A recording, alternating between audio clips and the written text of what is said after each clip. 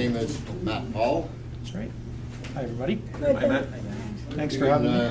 You can come up behind here or in front, whichever you Sure. suits you. Probably, and if I'm not loud enough, by all means, tell me This room, I to. think that'll all do. Awesome.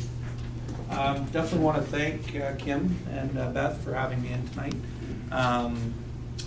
It's just, it was a small issue that I had. Well, I thought it was very small, right?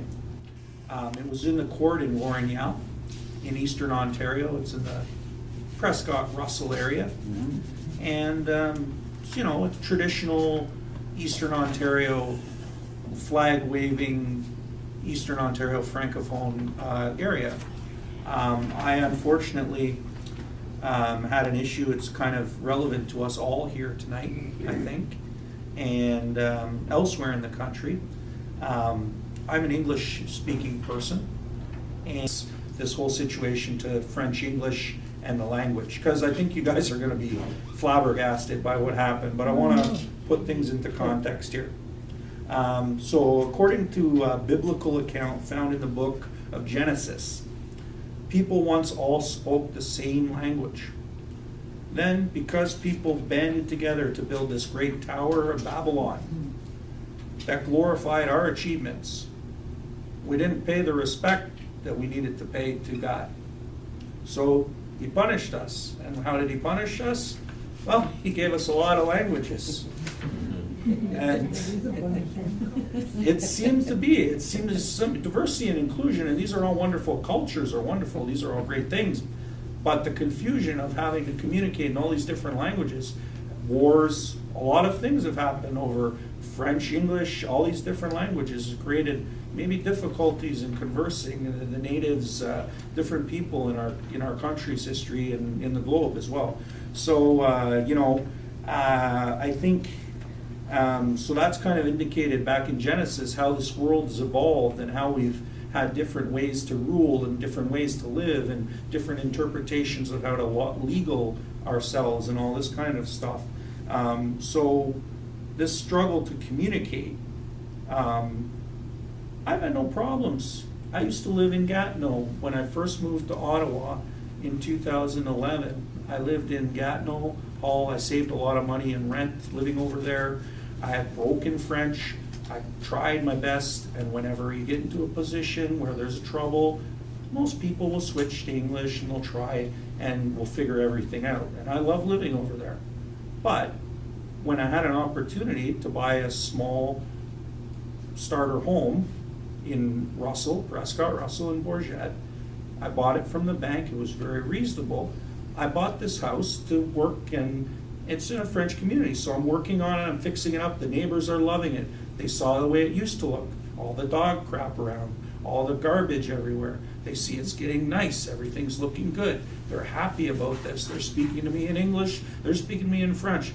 They don't know what to make of it. They're happy, though, that somebody's taking pride in their home, in their community, and I think that's all that area is about. These people are proud people, and they're happy about their grandparents, their great-grandparents, their community that they built, irrespective of the language. And I think we're all happy and proud about our grandkids, our kids, our brothers and sisters, our families, and the communities we've all built. We're all happy about this. So, you know, I'm easy. When things get rough, I'll try and smooth things over and be nice, and that's, I think, be kind, you know, if we can, right? That's kind of not how I ended up in court.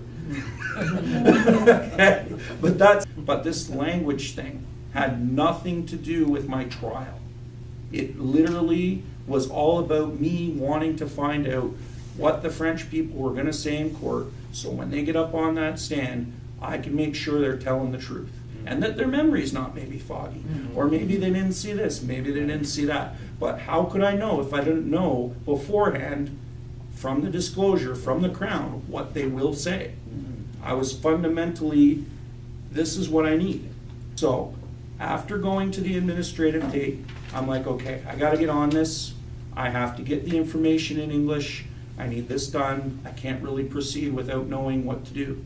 So I sent them a fax in which I requested, amongst other things, the DVDs of the incident, the photos, and most importantly, the witness statements translate it from French to English. Seems very reasonable. I sent this to fax. In the fax, I said at the bottom, I said, I don't have a fax machine. Please correspond with me in email going forward to advise me of the next steps and when you're going to be giving me this information. They replied. When I first went to court, backtrack here, they wouldn't talk. They said, you're a self-represented accused. Go hire a lawyer. We don't talk to you. I said, well, no, I'm not hiring a lawyer. I don't have to. I'm allowed to represent myself. This is a legal right. I said, you need to talk to me one way or another. So I sent them the fax, like I said, and they replied. So now I've established that, okay, no, they just try and scare people and intimidate you, say, oh, we don't have to talk to you. You're an accused. Well, if you're accused, you're innocent before. Yeah, I haven't been proven of anything. So I'm thinking, well, you can talk to me. So they did. They did. I had to fax them to get them to send me emails. It's like, wow, okay, we got things moving here. I'm feeling a little more confident, less daunted by the whole process. Now, just so you guys know too, Jean-Serge Brisson, other people that I know, Jeanette Tessonian, who's here today, she's wonderful in my life, and they've been very supportive. They've helped me, they've kind of pumped me up a little bit when, you know, you get feeling a bit down about this. But anyways, simple thing, I want translated documents. The court matter is run in English, it's written in English, the judge knows it's in English, everybody knows it's in English. I'm asking the person that's charged, the Crown's duty is not to convict me. That's not what they're there for. They're there to present the case, the effects to the judge makes the decision. That's their job. So they should be able to help me. I asked them to translate. The assistant Crown, her name is Juliana Martel. She works out of the Lorneau court office. She said, we will not give you the translations as we have provided you the information in one of Canada's official languages. Oh.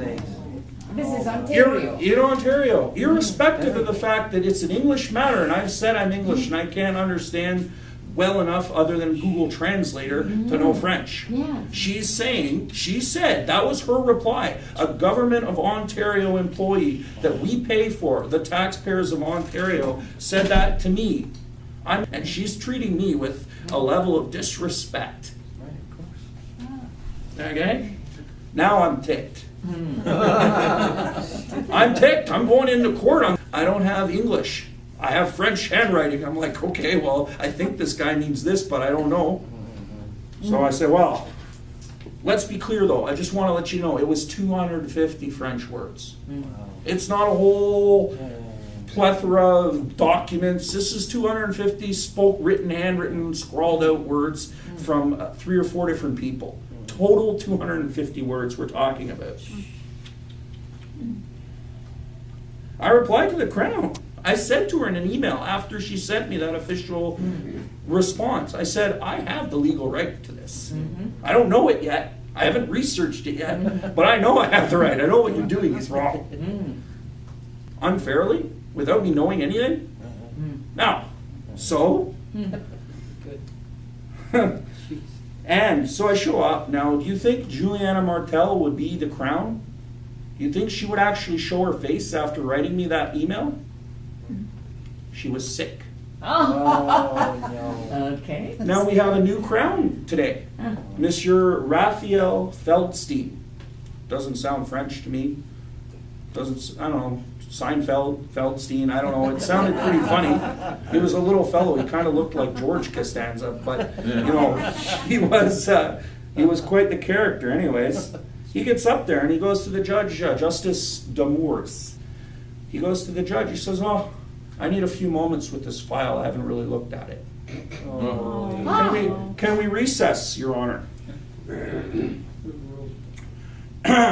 So I'm like, well, this gentleman, you're researching this. Would it be possible, Mr. Crown, if I could get the translated copies of the will say statements?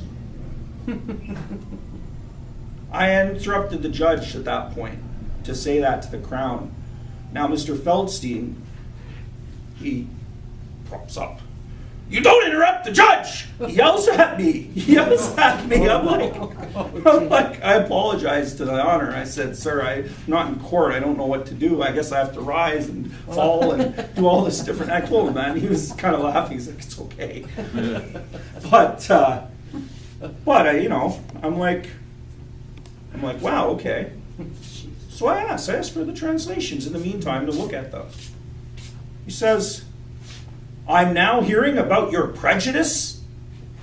This is the This judge. is the Crown.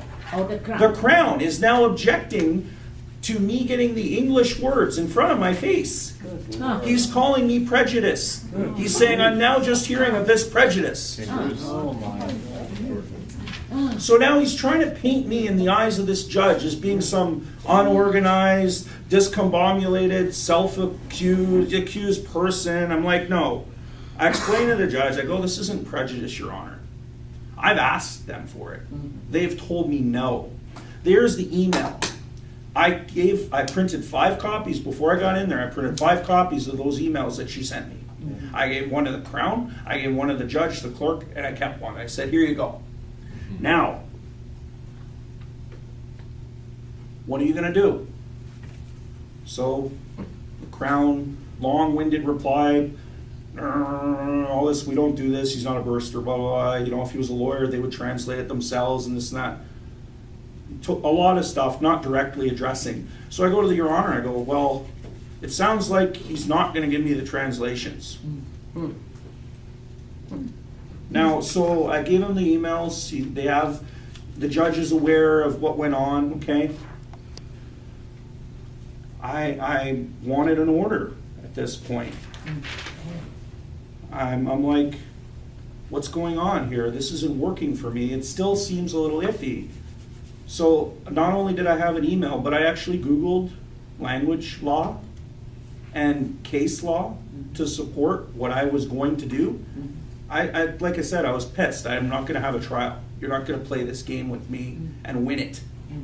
Not in Ontario. Not as an English person. Not as having my great-grandfather start from scratch. 4 generations actually in this country. I'm not going to let that happen.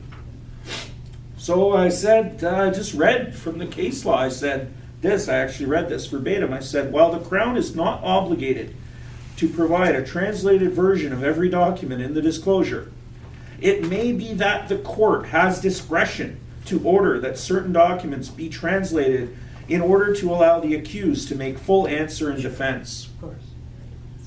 That's case law. I quoted the case law. I printed that out and I gave, again, a copy of the Crown, a copy of the judge myself.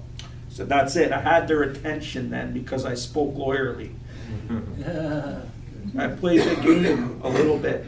Then I went on and I said, in order to ensure an accused's right to a fair trial, a trial judge can refuse to accept into evidence a document that is written in a language other than the accused chosen official language without the accused's consent. So without my consent, they cannot enter into French documents. Now, I'm going to try maybe and extend that to say, okay, none of the witness can, because I don't speak English. I speak English. No, the Crown didn't want that, right? So now they're like, okay, well, and I cited Boudreau versus New Brunswick, 2000. That's that. So I had all these copies flying around, all this paperwork flying around, which they love. They love paperwork in there.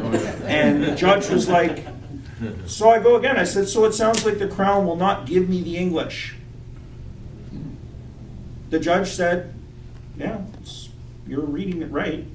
I said, well, I guess I have to ask for an order, Mr. D'Amour. He said, so granted. And that was it.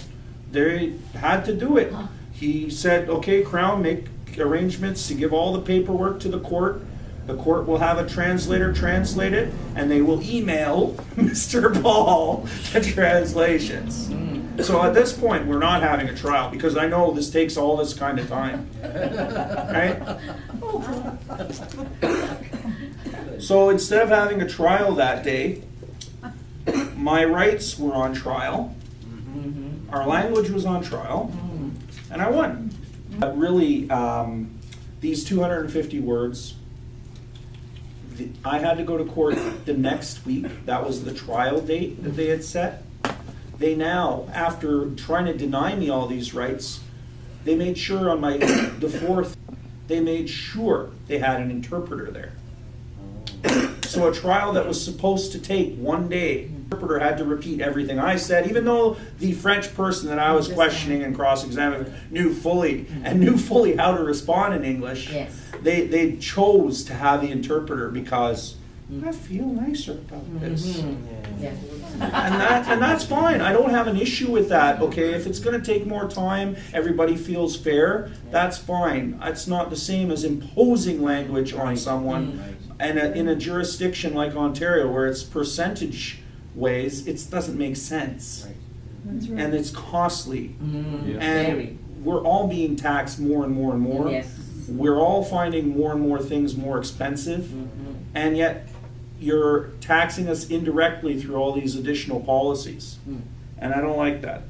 So, anyways, so the DVDs, like I said, the judge ruled on that. He also ordered, while I was on a roll, he ordered that. He ordered the DVDs. They gave them to me. I now have all the information in English. I have the DVDs. Everything was in English. I found it so funny. The one witness who spoke French and insisted on French at the trial, well, his video DVD testimony was in English. But I insist on being treated with respect in all things. Language first and foremost. I'm terribly sorry that happened to you. Can I just make a comment? Sure. I think that Matt has presented himself so well, you know. I mean, I am very impressed by the way he presented himself and the research he did and the fact that he did not allow himself to be intimidated. Right. How many of us are like able to do that? Right. You know, I mean, we don't see enough of this. We don't. Because most of the time we see people being, you know, having to accept whatever is the law, you know, and submit very, very quietly to whatever is done to them. But Matt, good for Matt. Yeah. I'll make one We comment. wish you all the luck. Thanks. Hey, is that the, And I wish, the witness? I'd love to go back there and take a picture after this is all said and done, when this is all clear. Got a painting. I will say though, Kim, I appreciate your comments, and I really thank you all for your support. What I will say though is, I could be easily accused of being a bully for standing up for myself.